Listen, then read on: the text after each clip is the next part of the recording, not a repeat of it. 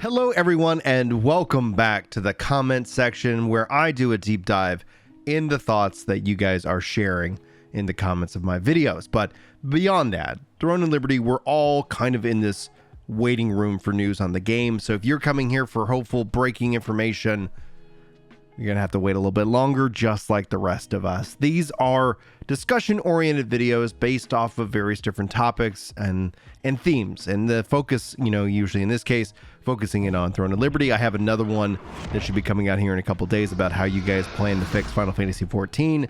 That's a real banger. I hope you guys look forward to that video.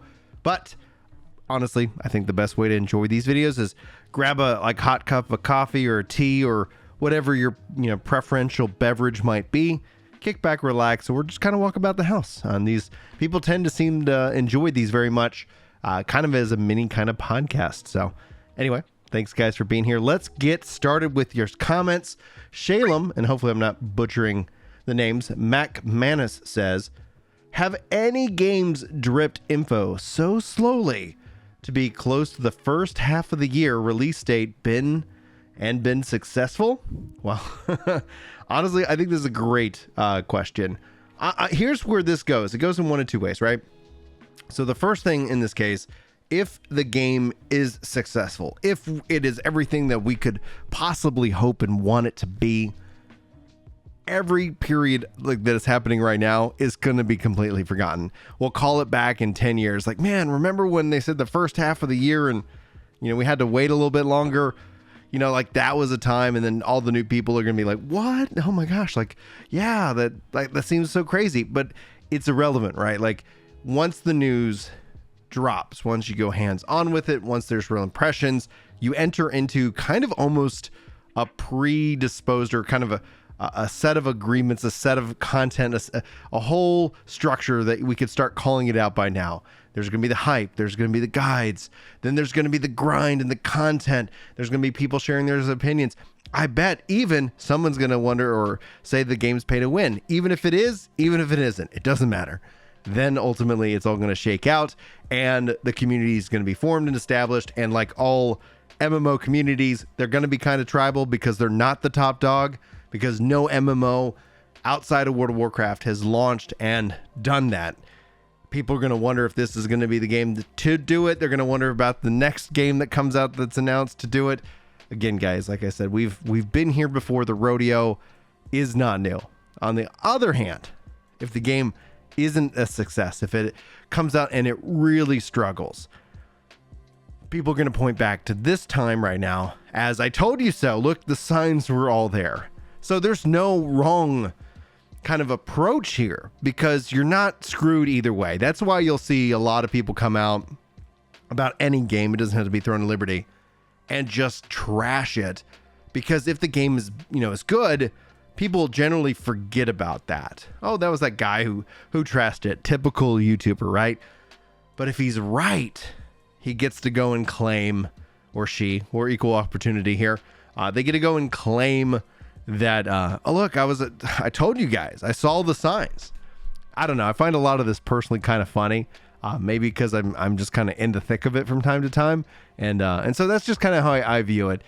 This unfortunately is kind of the hardest part about it sometimes, when you want to have more information and it just kind of keeps dripping out slowly. I can't wait to share more information with you. Like I was telling everybody that Amazon had the publishing deal well before it was announced. And, that's just because I sometimes know things and my sources like to remain private, so I can keep them as sources. But in this case, I don't have intimate details. I haven't played the game yet. And I'm looking forward to you guys, just like, as a fan, as somebody who wants to learn about this game, because the things they put on paper, the things they shown off in video, honestly, are interesting. I cannot wait to see how this works in a live game. And that's where the rubber hits the road. That's where with Ashes of Creation keeps coming up into controversy and frustration, because the more real it becomes, the more it rubs against, it hits a wall against people's expectations that they built up in their minds. That's why the Riot MMO is currently top tier MMO quality, because we know literally nothing about it. Throne and Liberty, a lot of interest. We want to know what this game's all about. People are breaking down the videos. It's an exciting time. At some point, this is going to become corporeal. I think that's the right word, or if it's not, it's the opposite of corporeal. One way, you guys can let me know in the comments what I mean by that. And then you're going to have to be, faced with a choice. Do you want to spend your time here? Do you not? So many questions, and we're going to get to them. So let's keep going down the list of your comments. Manny Ali says, I don't think it's going to be an action combat. All skills shown so far seem static, and normal attacks like swinging a sword around is the only thing I've seen that you can do while moving. This is all based off of the footage that's been given to us. And also, didn't NCSoft confirm it is tab targeting? What's interesting about this, I'm going to take a little sip of my tea. Keep the vocal cords warmed up for y'all. Now, what's interesting about this is I've seen this go both ways. Like, in terms of what they've said, and especially the presses, they say action RPG. However, I'm with you. I've looked at the footage. Honestly, I kind of fall into the grounds that this is kind of a hybrid, that especially when it comes down to it, when it comes to accessibility, I wonder if they'll just say like, yeah, it's an action game, or you can play it like a tab target. We don't care. It's like, that's going to be something that's going to be interesting to see. That's tying right back into the first question. We really don't have too much hands-on, takes on that. And I think that's going to be one of the most interesting things. Beyond monetization, which is a general fear based off of the, I guess, location where this is being developed out of South Korea. Outside of that, like, I think combat are kind of two of the titular. I don't know why I got into YouTube, guys.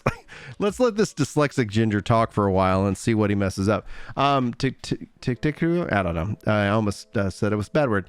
But anyway, so in that case, like, from the written stuff, it says one thing. From the camera and the gameplay stuff, that's also all caught up. So as soon as I cannot wait till we can have this settled. I'm gonna honestly, and it feels kind of like I'm trying to straddle some kind of fence, but honestly, I've been thinking this whole time that hybrid seems to kind of make the most sense, being that it's going to be running and streaming to your phone, not running on your phone, but streaming to it, being that you can, play it with a controller. Like, I think it's going to blend that line, interestingly enough. And it'd be interesting to see if it blends that line based off of player choice, thus giving you, the player, the best experience for yourself.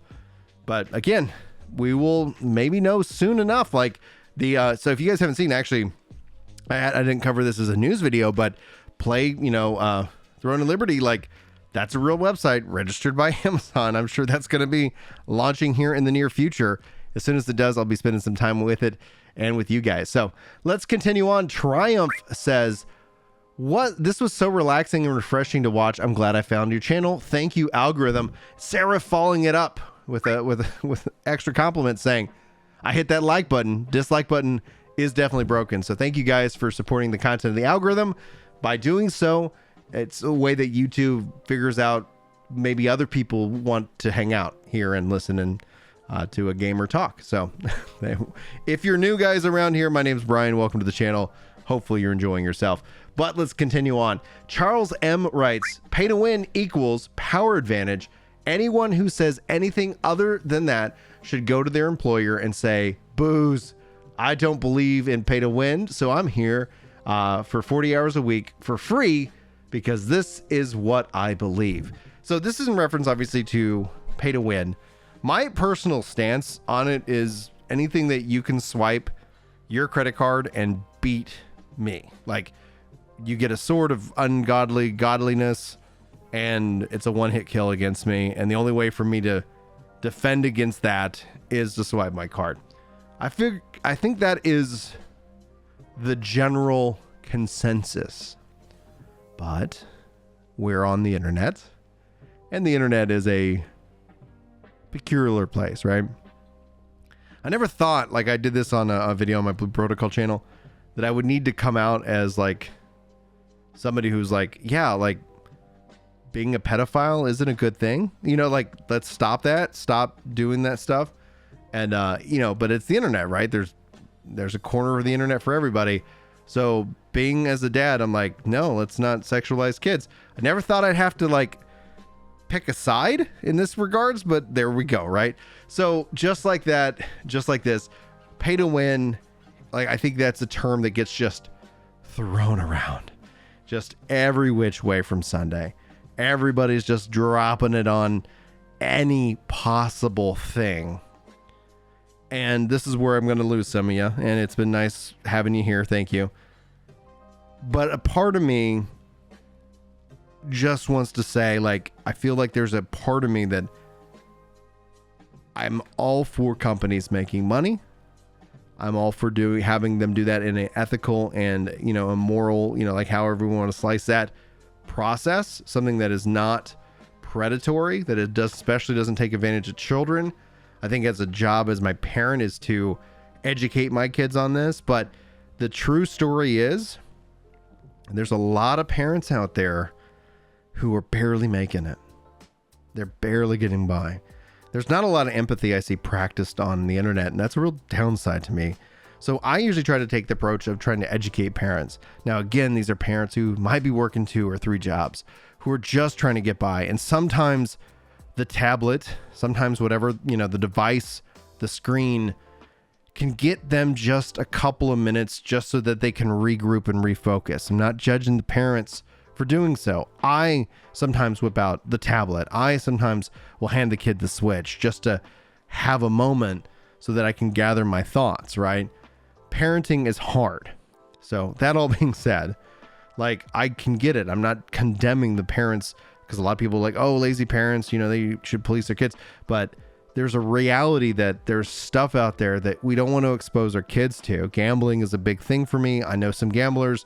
Like, these are things that I'm against. I don't, it doesn't affect me personally, but if any game does these things, I will educate you on that. And I think that you as a gamer, as an adult, if you're not adult, this isn't really content for you, but you know, as an adult, have you should have the hopeful wherewithal to make that decision. If you suck with money, like, get help.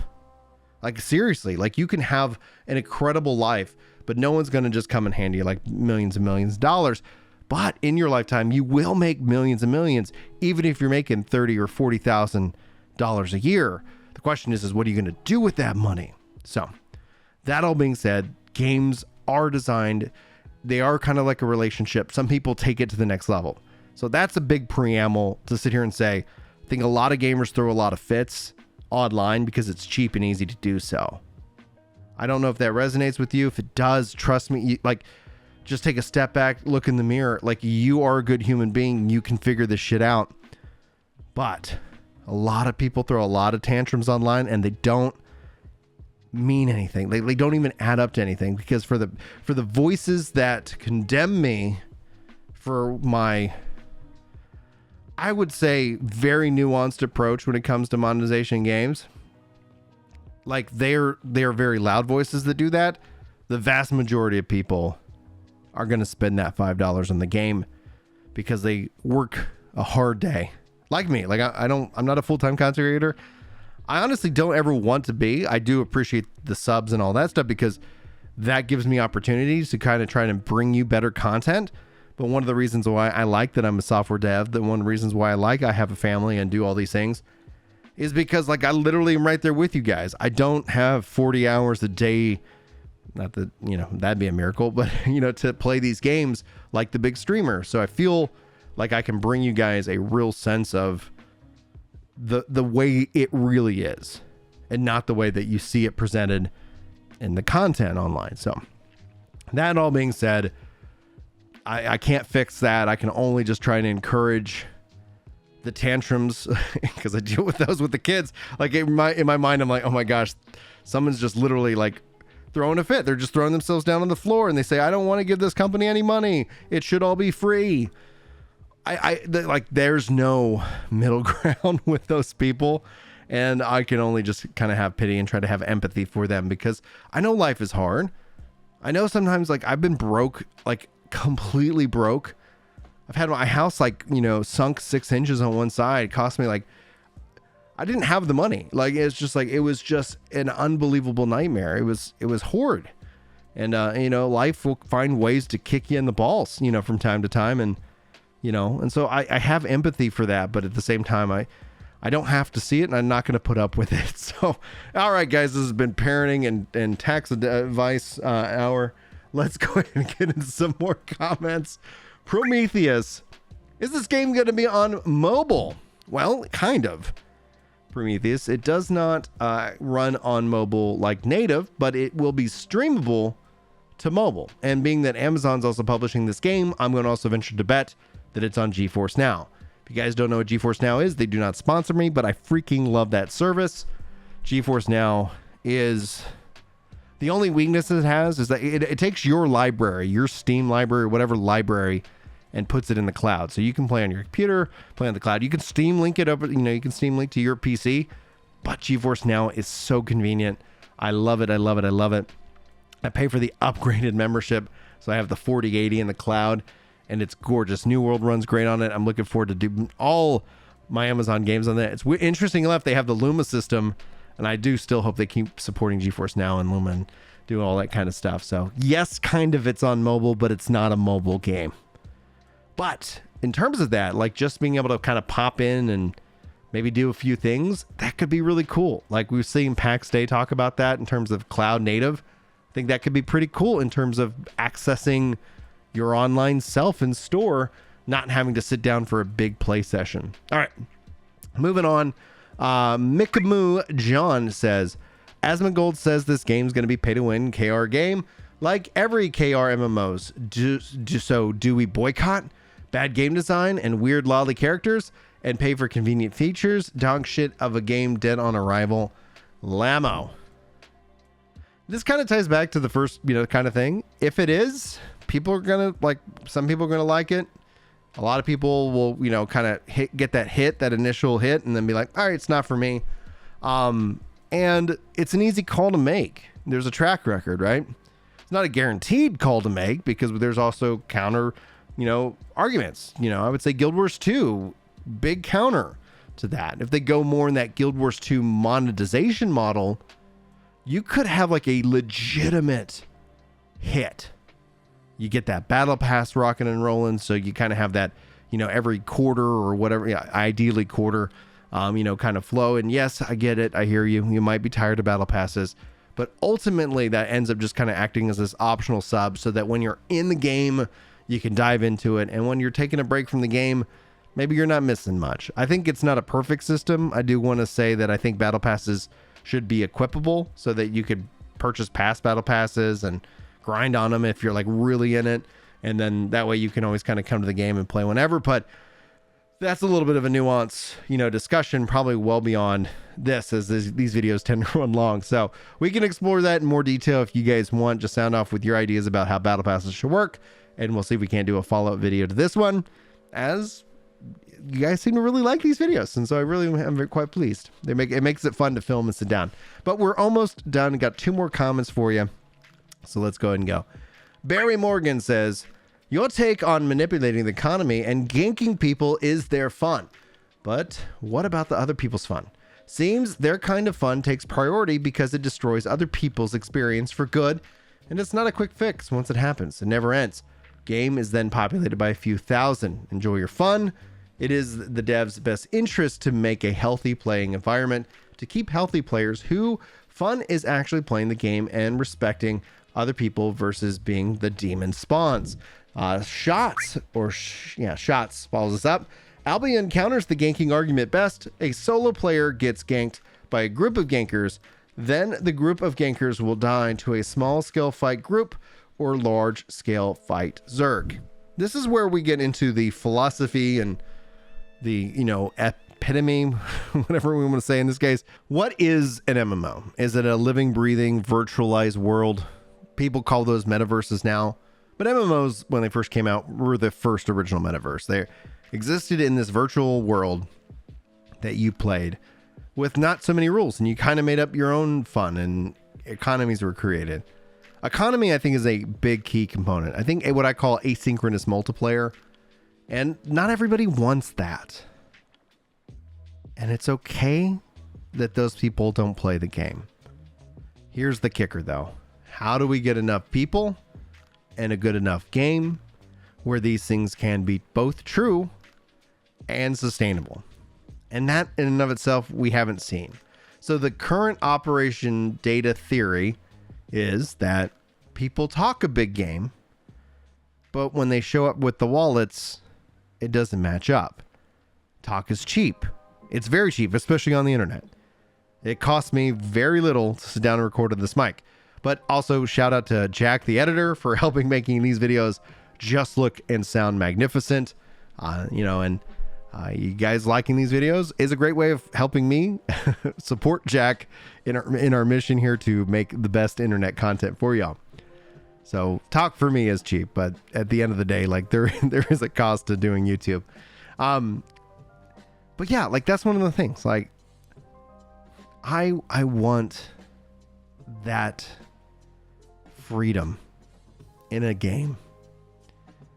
I want that place that you can step into and you have to get over that fear of getting together with other people. But at the same time, sometimes I don't want that. And that either means that the game either needs to give me those options or there's the risk you're going to go play another game. This is kind of a hard position to be in for the MMOs. And I think the solution, honestly, is to grow the player base. I look at the numbers and I know a lot of people, they have their MMO. I see them in the comments. This is the best or that's the best, you know. And MMOs, they're tribal. And I think that's also due to the subscription nature. But I think that can change with quality games, fair monetization, and next generation technology. I don't think MMOs might become the be all end all. Fortnite came out and has reset the playing field, but I think there is the opportunity to pick up more gamers. The reason that's important is I'm not getting any younger. If anybody out there is getting any younger, I mean, you're hiding your secret pretty dadgum well.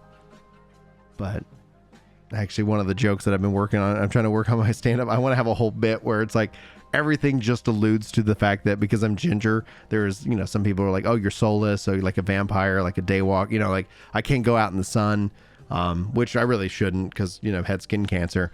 So it's like, yeah. So who knows? Maybe you'll see that over on my comedy channel. If you made it all the way here and you haven't subbed to the comedy channel, Ginger Prime Comedy, I've posted a couple of things over there.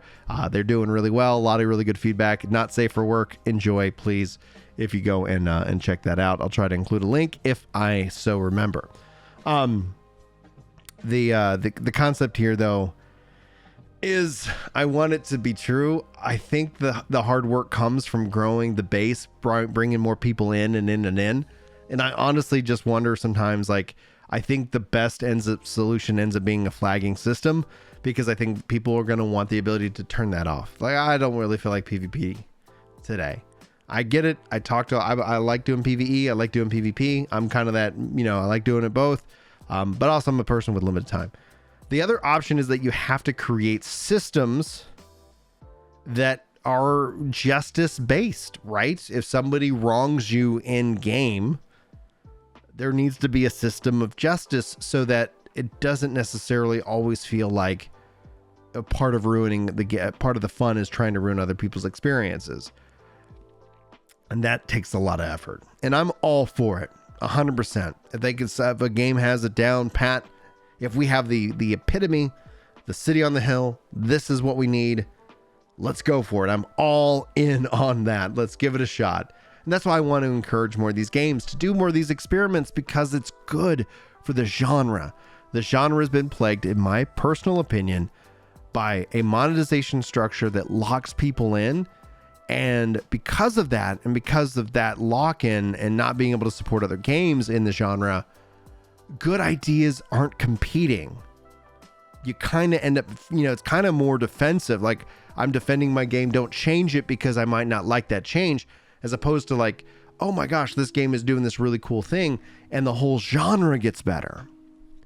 That's my hope for the future. That's where I see the golden age, the new golden age of MMOs being, born, so to speak. Anyway, guys, if you made it all the way here at the end of this video, you are truly legends. Sound off in the comments below, saying that I'm legend. 25-minute club, I'm assuming that's where we're at in terms of the time. And I really appreciate you for hanging out with me this long. Hopefully you got something good from this video. And hopefully I will see you in the next video as well. But guys, until then, I hope you guys have the best day ever. And if there's anything I can do for you, just sound off and let me know. And we'll try to make it happen. Anyway, guys, peace. See you next time. Take care.